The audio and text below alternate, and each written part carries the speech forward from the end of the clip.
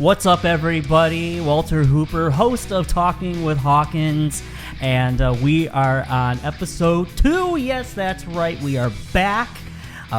We took just a very brief break, but now we are back, and we're catching up with Alex Hawkins, who's running for the House District 55 in Michigan, in Rochester Hills. And Alex has been campaigning, and now he's here to give us some updates. And as I mentioned in the last episode, we're going to get into a little bit more of the meat and potatoes of this whole thing. So without further ado, I have here with me again Alex Hawkins. What's going on, man? How are you? Hey, happy to be back. I really appreciate it. We had a great first episode, and I've just been waiting and really excited to start the second one. Well, we're glad to have you back, and I know everyone's thrilled to hear back and dive even deeper into, like I said, the meat and potatoes of this campaign. So, first and foremost, how's the campaign going so far, and how have the people been responding? It's been going very well. You know, we had our kickoff a month and change ago. I had such an incredible turnout. We had it at Rochester Mills Brewery downtown Rochester. We packed the place. We had more people than could fit in our area. I had so much support from local friends, local family, grandparents that live in Rochester, people on both sides of the political aisle that I didn't think would support me that came out and said, hey, you're the guy, and have posted on my stuff. Hey, Alex Hawkins is the one to represent you. Alex Hawkins is the one to flip the district. People have responded very well. The support that I've got from teachers from elementary school, middle school, high school, mentors, old coworkers, everybody pouring out has just truly been incredible. Yep. So everyone showed up is what I'm hearing. So that's awesome. So let's get into my first question I have here for you is, so you have some competition. I think it's kind of known in politics. You're going to have that, people that you're running against or the case may be. So why should voters choose you over the competition? I'm the local candidate. I believe in climate change. I'm the environmental candidate. I don't either disbelieve in it, and I'm not bought out by any large energy companies, right? So I'm a true local candidate. I'm not here to take money from people that I shouldn't. It's hard enough to get money from people that I know. I don't need to go and seek it out from people that have ulterior motives.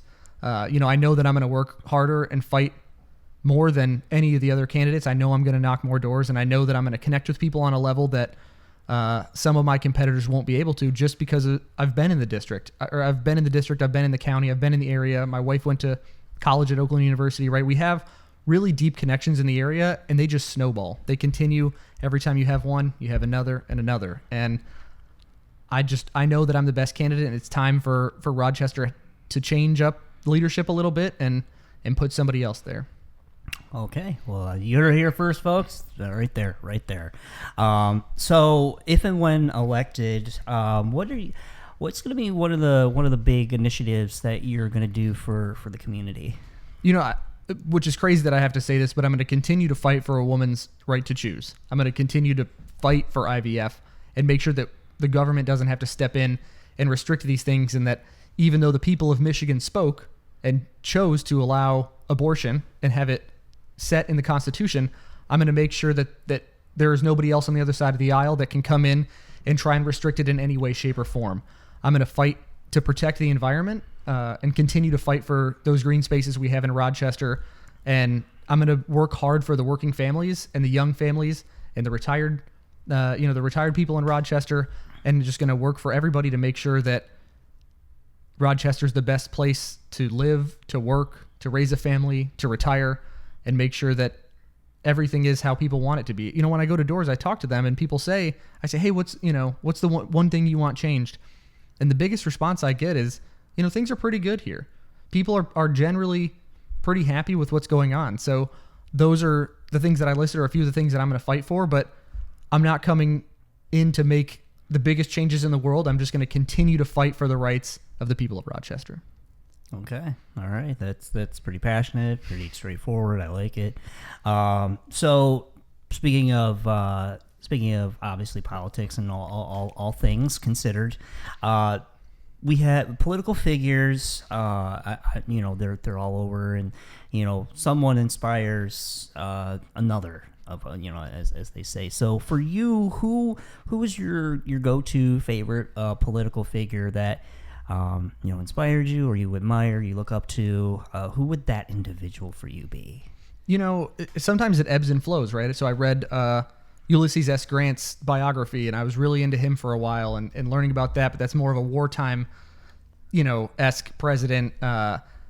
More recently with kind of drawing parallels to what's happening now, John F. Kennedy is really my political inspiration. He was a leader.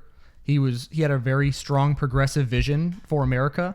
He made sure that people understood that there needed to be a call to service, right? Call to public service. Get people into government, not just sending everybody off to the private sector, but ensuring that we have a strong operational government with very competent people to make sure that all of our services are running the way that they should.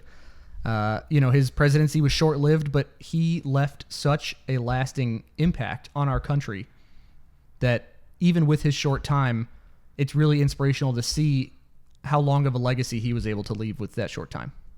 Yeah, his time was cut pretty abruptly. Unfortunately. Yeah, unfortunately, but yeah, no, I mean he definitely he made a pretty big footprint in modern today's culture and political society. So community. Let's talk about community relations, the people of the community. So what are some things that you some of the things that people in the community of Rochester, what are some of the things that they enjoy about that, and what can you relate about that? Yeah, so the people of Rochester love to be outside, right? They love the parks. They love dog parks. They love regular parks, old and young. Doesn't matter the age. People are out there walking around. People are downtown. People are going into the shops, going into the stores, going into the restaurants. Rochester is a community that I don't think has to go outside of its community to get everything that it needs or wants, right? There are some communities that don't offer all the things, and I think Rochester does, and it allows people to remain there and continue to flourish and allow the district to continue to progress and become more efficient, effective. And the students at Oakland University are great. They're out there, they're active, they do stuff in the community. There are so many different community organizations. The Rochester Rotary does incredible work. Neighborhood House, which is another local organization. There's so many of these local organizations that help people, that work for the people, that go out of their way to make sure that the people of Rochester Hills are able to, sometimes if they fall on hard times, have the opportunity to still flourish and still move forward. So, that resonates pretty strong with me because public service is all I've ever done really after high school. So that resonates with me, and I know that I enjoy being outside and I enjoy all the same things in the community. So that's why I think I'm a perfect fit. Yeah, and then something to kind of go off of that as well. So you're talking a lot about, we talk about the community, we talk about the people of Rochester. When you've connected with the individuals and the citizens, what for them, what have you heard from their voices and their concerns? What has been one of the big things that they've kind of expressed, interest or concern about, that they want to see change or evolve? What would that be, do you think? Yeah, so a lot of the people that I've talked to, they have concerns about things like the power lines. They don't, the power lines are more reliable buried underground, and we have outages, right? And people want to see those power lines buried to make sure that they have reliable power and that they're not a nuisance. We have people that struggle with parking tickets. There used to be a longer period of time, a grace period, and that was taken away. That some of these issues that are hyper niche, there's Rochester voted overwhelmingly to not allow dispensaries in Rochester. Say what? Yeah, they voted against it, but these marijuana companies continue to come in and advertise, and so we've heard from some of the people of Rochester that they're okay with marijuana. They understand that it's legal in the state of Michigan, but they just didn't want the dispensaries in their city. But the companies are able to come in and continue to advertise in a way that the citizens kind of have some concerns about. So some of those like hyper niche issues that I've talked to the constituents about, really help educate me and help broaden my view of what's going on at the most local level. But I also think too that is still a hot topic, as well. Absolutely. And even like you said, it's legal. Like it's legal. like there's a place right up the road here, just across the street, here from our studio. So it's like it's here. I think it's just. And do you think maybe it's what they don't know? Maybe concerns them or scares them. It's kind of that old adage of like, if you don't fully know or understand something, you that's where maybe fear kind of comes in. Or yeah, I think that Rochester, in District 55 does have an older population, and there was the just say no era, right? And so there's a lot of people who worked government jobs or worked and it just wasn't an option. So they, things have been well and things are great. So why would they want to change something? And they're maybe not sure about that change. I've never been able to partake in any sort of recreational drug because I've been in the military since I graduated high school, and that's not allowed. So, it doesn't directly affect me because I can't partake anyway. But, I understand the concerns that they have, and sometimes it's just that education piece to try and bring that education to those people. And if they're not, maybe they all understand and they still just say, hey, things are good how it is and we don't want to change that, which I understand that argument too. But, for those that don't have that understanding or maybe want to know more, I'd be happy to work with them on that. Yeah. Again, communicate, ask the questions. That's why he's here. That's why he's running. He wants to hear from you, the people, the constituents, the citizens of the community. So, you're campaigning, you're doing all the things, you're fighting the good fight. What is for you in the near future, outside of winning, of course, during this campaign, what's one of the big objectives that you want to accomplish with this thing? Connect with the voters, connect with the people of Rochester, because win or lose, my wife and I are staying there. We're buying a house. We are going to be in Rochester. My wife she just finished her second year of medical school.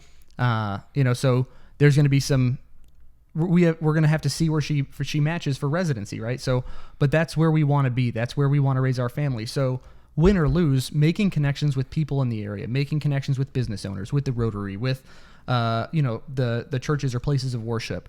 All of those things are only going to benefit me, even if I don't win, by just being able to have more people in the community that I can connect with, that I can work with, that I can help, that can help me if I need help or if my wife needs help, right? If I get deployed or if something happens, having more people in your community is always beneficial. And depending on what happens, right? If I win, it's great. I have them there. If I don't win and I move on to another job, I still have those people that I can lean on and can lean on me, and we can work together to continue to grow that area and make it the best place. Yes. You heard it. So, to continue that good vibe, good positivity wave, what's been one of the most exciting initiatives that's happened in Rochester, in the city, that you've been very very pleasantly pleased with, so to speak? What there's any sort of, like I said, initiatives, any sort of projects that the city's that's been going on that you're like, wow, that's really neat? Yeah, so the city's been working really. Traffic is a problem. Rush hour traffic. Oh yeah, is a big problem, as you know, right? At OU, on Avon, on Rochester Road, anywhere you want to go between 3 and 7 p.m. Right? So I know that Rochester and Rochester Hills, they've been working very hard. My brother-in-law is actually a civil engineer for a company that does a lot of the work there, so he's there all the time, and I know firsthand all the work that they're doing to try and improve the roads, to try and figure out the best way to route the traffic. Also, Rochester Hills, Mayor Barnett just approved a large, millions of dollars to renovate, I believe, Bloomer Park. And so they're working to improve the park. So there are these initiatives to continue, improving the Clinton River Trail, to improve the parks, to improve the roads, so that it's an active progression to keep moving forward. Nothing's stagnant. Nothing. People always feel that nothing's changing, right? Because you can't see it when you see it every day. But when you take a step back and you're able to see it, all the things that are happening, and you give it some time, there's really quite a lot happening to make it a better place. Yeah, and to go off of the roads and all that, it's it's infuriating at times. I remember making that commute because I went to going to OU. For those that are unaware, I was an alumni of Oakland University. Go Golden Grizzlies! Go Grizzlies! It's I worked part time on the weekends, so I had a part time job. So it's like in traveling from Rochester, going back to at that time I was living in Harrison Township, and my God, oh man, like I said, it could be absolutely infuriating because the big thing too, I think, unlike on this side of town, the east side, over there, you pretty much have to take the big main roads. You have to take University, you have to take Avon, you have to take Big Beaver, you have to take Adams. Adams. The Hill. Pepperidge Farms remembers. So, we like to have fun here. But so to hear about that, it's like, okay, good. Finally, there's something that's being done, and to make the commute easier, smoother, because that's all we want, really. In the high traffic, metaphorically and literally, society that we're in. I mean, we gotta make it a little easier. So that's really exciting to hear. So I'm glad that you have that intel on that. So thank you. So before we wrap things up here, we're gonna continue with a good, fun, light question, something that's, I think, once again, for people to get to know you as a person, not just the candidate, because we had some great information and being relayed here today. So, traveling. I know you're local, Rochester and all. That's a great community, but when you are not,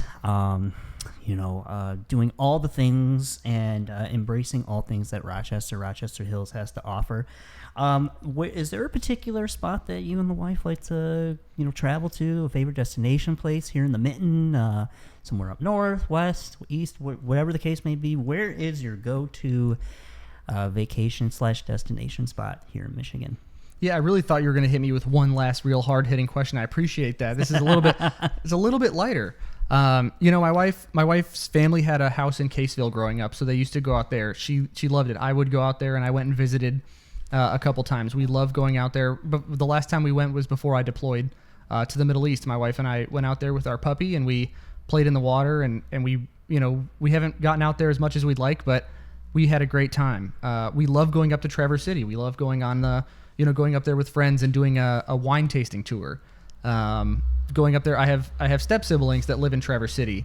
I have friends in my unit that live in Traverse City. So it's always fun to go up there, try new things, different wines, go out on the bay, and that's always a beautiful place to be. Haven't been out on Torch Lake, but one day when I grow up, I'll get out there. And then last, Mackinac City. My aunt was the director of the tourism bureau on Mackinac Island for a long time. So she lived on the island year round. Oh man. We didn't ever visit in the winter. We didn't want to go across the bridge and then come back. Yeah, but during the summer, we would go visit her. We would go ride bikes around the island. We would go do all of the Mackinac Island things. And she lives in Lansing now, but my wife and I still go up, and we bring our dog Luna, and they have those little carts that you can put behind the bike and put your dog in it. And so we go, we let Luna run until she's tired, and then she gets in the little dog crate. She gets to relax. We ride around the island. We have lunch. We've done day trips up there, and my wife never really gives me the chance of a break. So when Luna doesn't want to run, I'm the one that pedals, and I pull her around. But it's okay because we're having a good time, and Mackinac City is just beautiful. Yeah, and Mackinac Island. Absolutely, yeah. You cannot beat that Michigan summer Mackinac. Really anywhere up north. I mean, it's just, and we're surrounded by fresh water, the Great Lakes. I mean, it doesn't get much better than that. So I gotta say, we really touched on a lot of things today, a lot of good points. really getting, like I said, into the meat and potatoes of this campaign, and continuing to fight the good fight, and be a voice for the constituents and the people. So for the people that want to get in touch with you, find out more information about who you are, as because you're running for House Delegate 55, how can people reach out to Alex Hawkins and the team? Is there a website, phone number, email, social media? Plug all the things. Now's the time. Absolutely. So alexhawkins.com is my website. You'll be able to go on there. There's a contact us or information form, so you're able. Huh? AlexHawkins.com is not your website. Fuck. Try again. Sorry, I had to interject. Thank you. Yeah. Alex Hawkins for Michigan. AlexHawkins.org. Yeah, it can be just. Yeah, I know. Alex Hawkins No, for you're Michigan. right. I know. Okay. Sorry. Shit. Yeah, it's okay. It's okay. It's okay. I'll start the question over. Okay. So we've had a wonderful discussion. Just breaking down and getting into the meat and potatoes of the campaign, and Alex is fighting the good fight, being a voice for the constituents and the people of Rochester. And so, with that being said, how can the people reach out to you and the team if they have questions, if they want to get to know you a little bit more, or if they want more information about who you are and what you stand for and all that? How can they find you? Is there a website, social media, email? Now's the time to plug all the things. Absolutely. So after they follow, like, and subscribe your podcast, then they're going to go to alexhawkinsformichigan.com. And that's my website. They'll be able to see any of my information. There's a contact us. There's a info@alexhawkinsformichigan.com. And people will be able to go on there if you have any questions, if you have concerns, if you just want to say hi, if you want to throw your support, alexhawkinsformichigan.com. Also, we have an Instagram page, Instagram/AlexHawkinsForMichigan, and Facebook.com/AlexHawkinsForMichigan.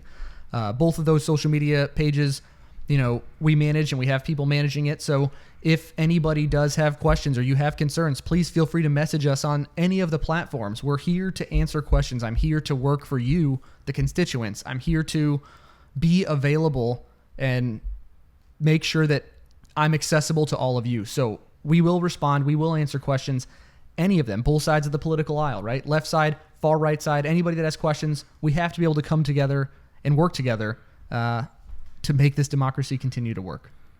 Yeah, you heard it. You ask the questions. Always ask questions, I say. That's how you start a dialogue. That's how you start a conversation. That's how you get things done. Alex, thank you so much again for doing this and being here and your time. I know you just got a lot going on with the campaign, so I appreciate you sitting down and catching up and just chit-chatting as always. So with that being said, if you haven't done so already, please don't forget to follow the YouTube channel, like and subscribe. Click that notification bell, and we will be sure to get all those notifications. Be sure to get all those updates with Talking with Hawkins. And I am Walter Hooper, and we are broadcasting here at the Knott Studios in Grosse Pointe Park, Michigan. And thank you for tuning in, and we will see you next time. Thanks, Walter.